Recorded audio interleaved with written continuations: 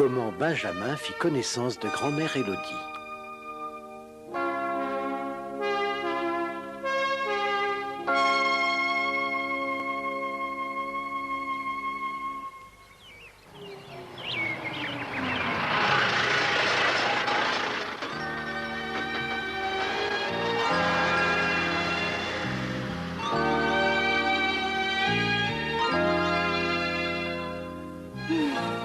Je suis de retour. Enfin, dire que c'est ici que Théo et moi nous nous sommes rencontrés. Que de souvenirs. Après tout ce temps, je vais le revoir.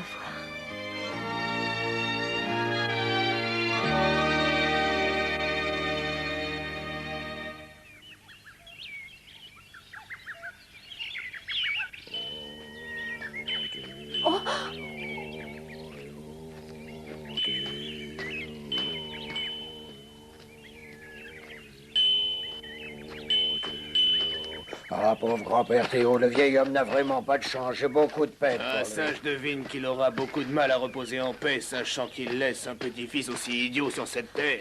Je t'en prie, ne parle surtout pas de ce détail. Le pauvre vieux risquerait de sortir de son cercueil. Tu as raison, je ferais mieux de ne plus parler de ce damné gamin afin de ne pas le déranger. Non, il ne peut pas être mort. Oh non. Attendez, j'ai besoin de savoir. Hein? Que vous arrive-t-il, petite madame? Vous êtes toute pâle tout d'un coup. Dites-moi si ce sont les funérailles de Théo de la Pagode. Oui, en effet, le pauvre vieillard s'est étranglé avec un morceau de gâteau de riz qui est resté en travers de sa gorge. Tu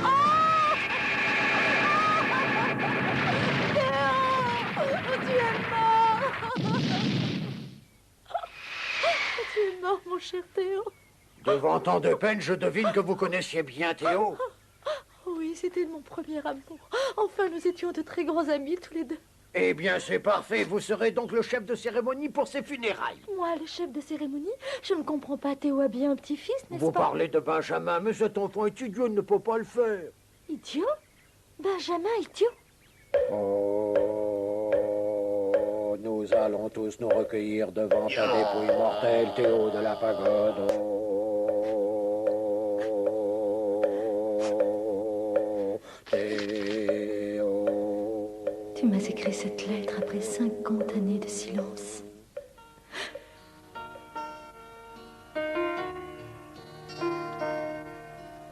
J'étais une jeune fille de santé fragile. Je venais dans les montagnes pour me soigner. Que tu étais beau, descendant d'une des plus grandes familles de guerriers ninja. Lors de notre rencontre, tu avais 20 ans et moi 17. Notre histoire d'amour ne dura pas longtemps, mais elle fut merveilleuse. Qu'est-ce que tu veux? Réponds-moi! Et voilà! Oh, c'est l'enterrement de son grand-père, il n'a vraiment aucun respect. Il faut attraper ce chenapan et lui donner une bonne leçon. Était-ce Benjamin, le petit-fils de Théo? Oui, c'était ce petit vaurien de Benjamin.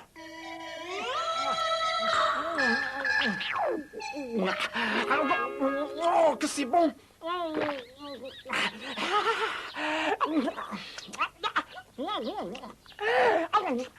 Benjamin, viens ici tout de suite. Tu n'as donc aucun respect pour ton pauvre grand-père. Oh, il m'embête.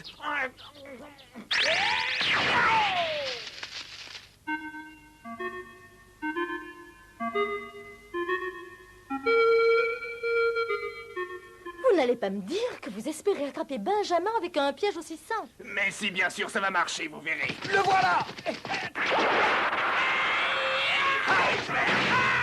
Laissez-moi sortir, je veux sortir, mais qu'est-ce qui vous prend? Faites-moi sortir de là, je vous dis vite! Tais-toi, petite peste, tu n'assistes pas à l'enterrement de ton grand-père, mais tu viens voler les offrandes que nous lui avons faites. Non! Laissez-moi sortir de cette cage! C'est Théo! Théo! Mais qu'est-ce que vous voulez? Qui est cette Mon femme? cher Théo, c'est bien toi! Je suis Benjamin de la Pagode, moi! Oh, tu ressembles tellement à mon cher Théo! Oh, mais je suis tout étourdie soudain. Hé, mais ça m'est égal si vous êtes malade, vieille femme! Laissez-moi sortir! Bien sûr, je comprends. Mais vous ne pourrez jamais le soulever, ce dôme est en fer, c'est bien trop lourd pour vous. Je peux le faire pour mon cher et tendre Théo, je suis prête à sauver des montagnes.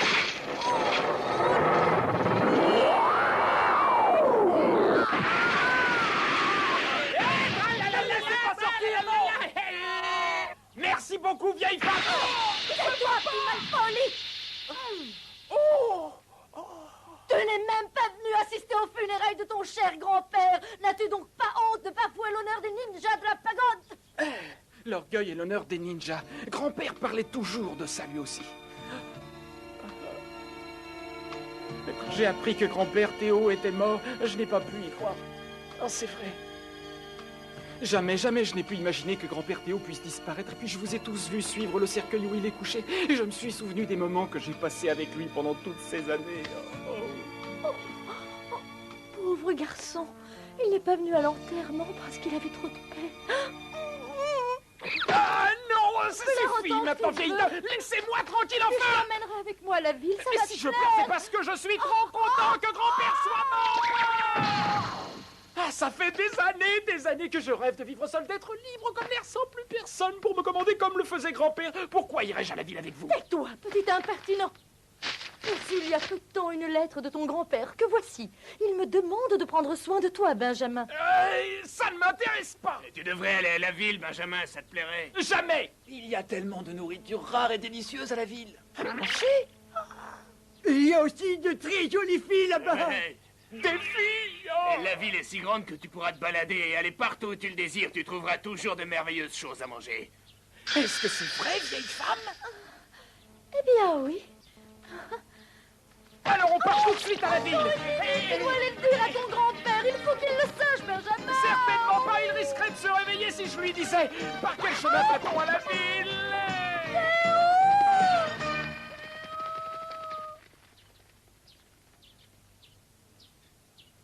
Le village va enfin retrouver son calme. Personne ne volera plus nos poules. Nos victuailles aussi seront à l'abri. Oui.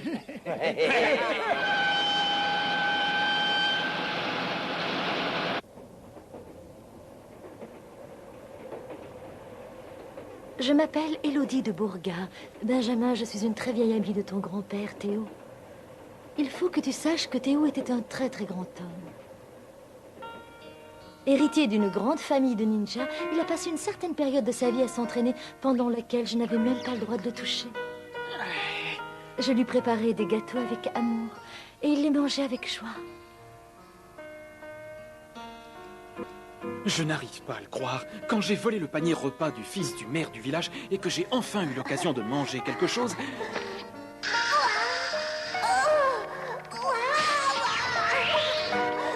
Petite forêt, là. Tu déshonores la famille et tu portes atteinte à l'honneur des ninjas.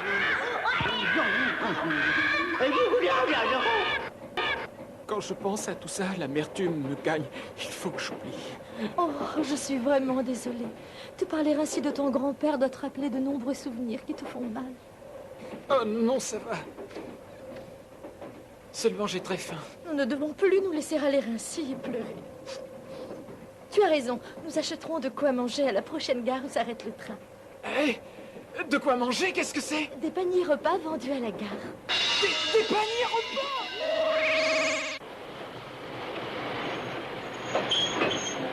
Panier repas, boisson, café, thé, panier repas, demandez votre panier repas. Benjamin, dépêche-toi! Hé, attendez, vous ne m'avez pas payé. Hé.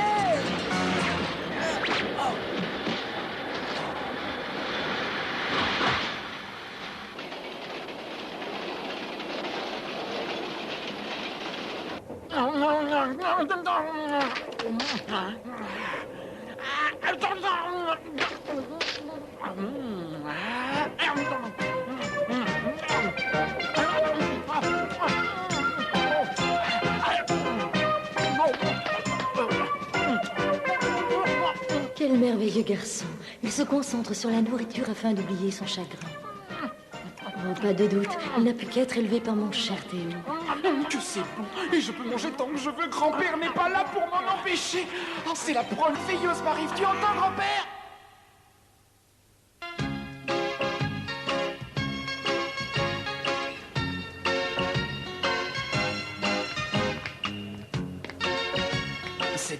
c'est immense. Cette ville est donc si grande. Dépêchons-nous, quelqu'un est venu nous chercher et doit attendre dehors.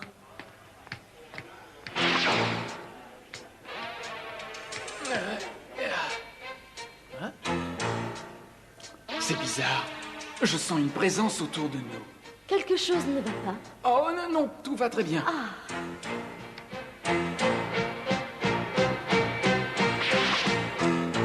Oh, il est très fort. Il a failli me trouver.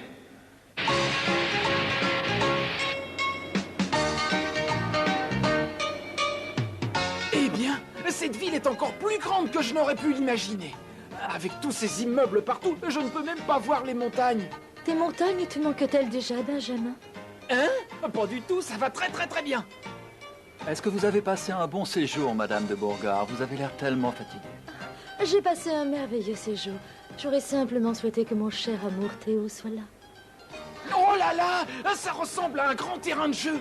Mais maintenant, Benjamin est près de moi. Il ressemble tant à son grand-père.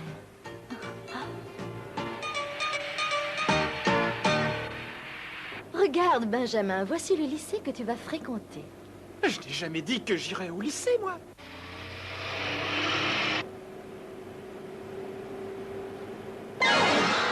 Lycée de la fessée. Voulez-vous bien passer par la porte de derrière? Bien, Madame. Mais je rêve. Des spaghettis aux légumes. J'ai goûté un jour avec Guillaume. Tu as dit quelque chose, Benjamin? Non. Guillaume doit être ici, dans cette ville. J'espère que je vais le revoir.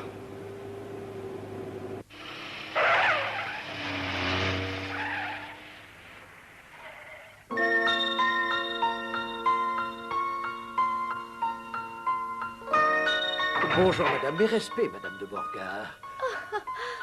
Bonjour, c'est gentil de venir nous accueillir. Je vous remercie infiniment. C'est un plaisir. Mais que vous est-il donc arrivé, chère madame? Oh, je suis juste un peu fatiguée. Le voyage a été long, mais ce ne sera rien. Nous avons un nouvel élève, monsieur le directeur. Pouvez-vous vous occuper de son inscription? Bien entendu. Mais où est-il? Je ne le vois pas. Mais ici. Enfin, où est-il donc passé? Je ne le vois pas. Benjamin! Oh, et Benjamin! N'a-t-il pas de nom de famille? Si, bien sûr, il s'appelle Benjamin de la Pagode. Il est le petit-fils d'un très très vieil ami. Il faudrait que vous l'inscriviez en classe de seconde. Hé, la vieille dame, allez-vous cesser de tout décider pour moi?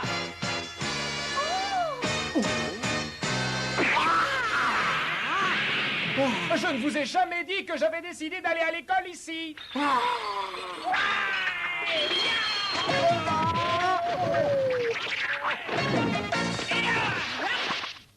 Quelle grâce, quelle noblesse, quelle élégance. Ce garçon ressemble tant à mon cher Théo, il a tout hérité de lui. Qu'est-ce qui s'est passé? Un tremblement de terre? Non, c'était juste Benjamin qui partait. J'espère que vous prendrez bien soin de lui, cher ami. J'essaierai, mais ce sera difficile.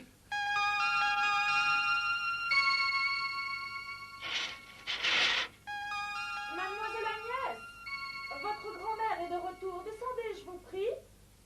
Oui, je descends tout de suite.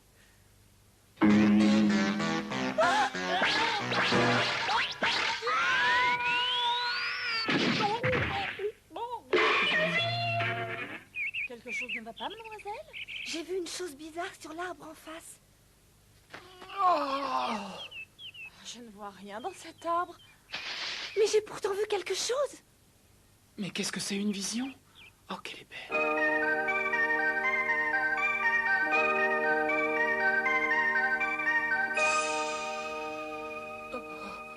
Oh, qu'est-ce qui se passe? Je me sens tout chose. Je ne comprends pas, j'ai chaud. Et mon cœur, il se met à battre si fort. Qu'est-ce qui se passe? C'est complètement anormal.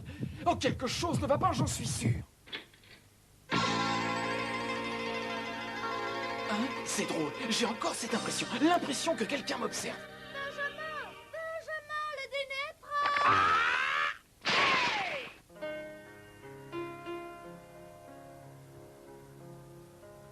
Agnès, voici Benjamin. Il est le petit-fils de mon cher vieil ami Théo de la Pagode. L'assiette est vide. Tout est vide, il n'y a que les plats et j'ai faim. Mon cher Benjamin, j'aimerais te présenter ma seule et unique petite fille. Elle s'appelle Agnès. Hein? Bonjour Benjamin, comment vas-tu? Voilà que ça recommence, j'ai chaud, je transpire. Oh, qu'est-ce qui peut être sale et repoussant? Pourquoi grand-mère l'a-t-elle amené? Que t'arrive-t-il, Benjamin? Tu as le visage tout en sueur et tu es tout rouge. Ah, c'est rien, non, vraiment rien, ne vous en faites donc pas, ça va passer. Agnès fréquente ton école, elle aussi. Elle est dans la même classe que toi en seconde. Oh bon, alors on va sans doute se voir au lycée de la Fessée tous les deux?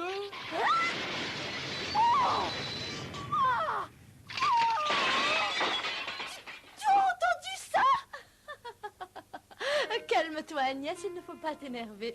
Benjamin a du mal lire. Ce n'est pas le lycée de la Fessée, mais le lycée de la Forêt. Il faut que tu saches que l'école qui a précédé ce lycée a été construite par mon grand-père il y a plusieurs années de ça. Mais pour ce faire, il a dû abattre une très belle forêt. Ainsi, l'école puis le lycée ont pris cette appellation. Ah, enfin! Voici le repas. Mangez, mangez! Oh, vite, vite, vite, vite! Oh là là! Oh, je n'ai que 2 bras! Oh, que se passe-t-il? Je dois rêver! Autant de nourriture et en même temps nous fêtons quelque chose ou quoi? Je ne peux pas y croire! Mais non, voyons, nous ne fêtons rien de spécial. C'est notre repas habituel. Et tu peux manger autant que tu le désires, Benjamin.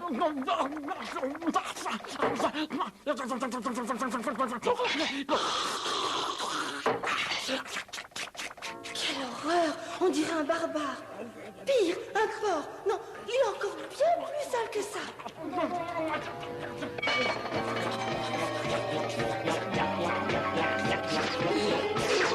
Oh, j'en veux encore, j'ai toujours faim! Pourquoi grand-mère ne lui dit-elle rien? Ce n'est pas possible, il est immonde. Même s'il est le petit-fils de son cher ami Théo, je ne peux plus le supporter. Ma petite Agnès, Benjamin. Mes enfants, à partir d'aujourd'hui, vous devez vous comporter comme frères et sœurs et vous aimer très fort. Pas question. Lui et moi, nous aimons comme frères et sœurs. Absolument, j'espère que vous m'avez bien comprise.